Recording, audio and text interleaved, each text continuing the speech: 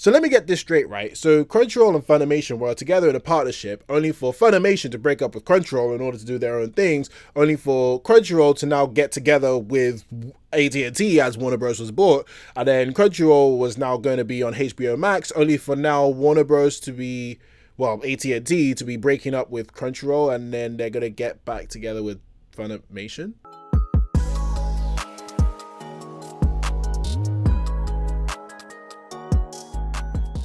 Hey everyone, how you doing today, and welcome to The Culture. Now, this is the show where I talk about the latest and greatest in pop culture, and I give you my thoughts and impressions on them. So if you like stuff like anime, games, or movies, subscribe to my channel because I talk about that in spades, and also like this video because you're awesome, and click the notification bell so that I can stalk you on your timeline every single day. So let's get on with the video, shall we? Yesterday, it was announced that Warner Bros. Was looking to sell Funimation to a bunch of competitors for over $1 billion.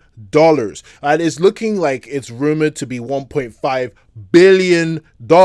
So first things first, right? Whoa, Crunchyroll, you're expensive. So if you don't know, AT&T bought Warner Bros. To make this super big merger in order for them to have a humongous library of stuff. And that's one of the reasons why you're able to see HBO Max today and why it's like huge like it is, because AT&T were one of the main reasons for that service. But because AT&T bought Time Warner, they're in a lot of debt because Warner Bros. Ain't cheap. So there's been rumors that AT&T were going to sell a bunch of its assets. One of them, which was in the gaming community, was the Warner Bros. Interactive, so the gaming portion of Warner Bros. But it seems like they're going to keep that now, because as of what I know right now, or what people have been hearing, they're not selling that anymore, which I get makes sense because they make money. I mean, it's Batman and Harry Potter and Lord of the Rings, like, you know what I mean? So now it seems like they want to sell Crunchyroll instead.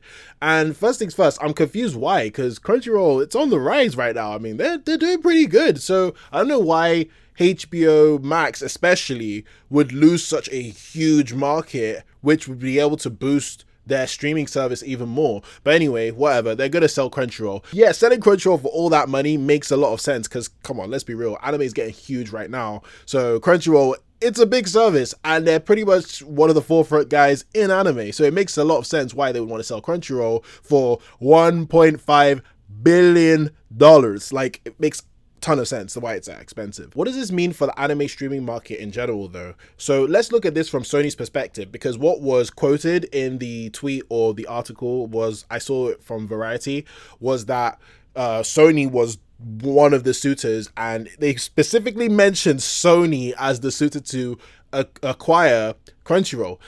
This is crazy because Sony right now, if you don't know, they've been making big moves in anime, like really, really big moves. Like, they merged Funimation and Aniplex, and they're going ham on trying to make anime their thing. That's one of the reasons why Funimation left Crunchyroll's partnership, which they had, which was a very good partnership, by the way. They left that in order for them to be the forefront face of anime. Like, that's what they're going for. So now it's crazy that Crunchyroll's for sale, because Funimation and Sony, that's what they want. They want Crunchyroll, because if they own Crunchyroll and Funimation, they own pretty much most of the big anime out there. There's only the rare ones that are on Amazon Prime and a couple on Netflix that they won't own. But let's be real here. Once you own Crunchyroll, you own most of anime. I've seen some tweets online about people thinking like this is really, really bad for the anime community, and I get why. Mainly because Funimation likes to censor anime sometimes, and it's like annoying to get anime not exactly as hardcore as they want it. I also get why people are concerned about competition as well, because if Sony owns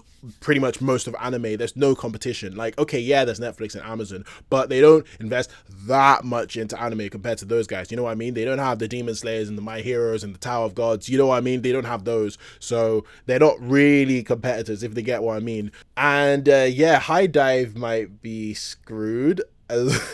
High Dive is so screwed.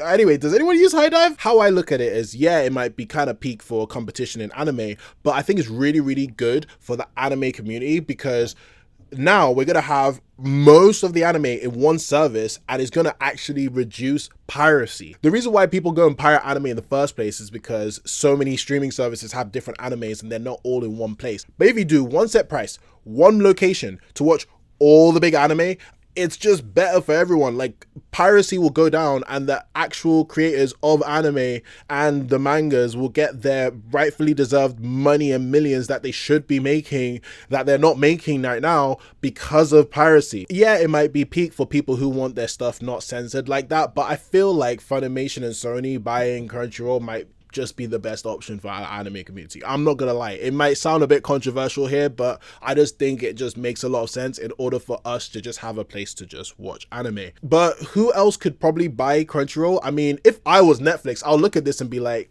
yeah, I'm getting this right now. Because think about it, right? Netflix has been spending bank on anime. Why don't you just buy the people who license the anime? Just buy them. Like, it just makes it way easier for Netflix. But my big fear with Netflix getting that is that anime are going to be locked in, you know it, Netflix jail. Ah, man, Netflix jail. If you don't know what Netflix jail is, it's when Netflix holds back an anime and doesn't release it every single week because they just want to everybody to just binge it. That sucks balls. So I don't want Netflix to buy it, in all honesty. Amazon, the same reasons, because Amazon don't promote their anime as well. Like, they just don't. So I wouldn't want Amazon to buy it either. Legit, Sony's the best suitor. I get why people are getting mad, yeah, but I think it's just out of control. It just kind of makes no sense. Now, when you think about it, like, who else would buy Crunchyroll and actually promote the anime and give them justice? Bear in mind, if Funimation and Sony own Crunchyroll, dubs will be way better. So I don't understand why everyone's getting mad. So do you think that this is a very good idea for Crunchyroll to be bought by Sony? Let me know in the comment section. I am actually open to discussion. Thank you very much for watching. Please like this video, subscribe to my channel for more on pop culture.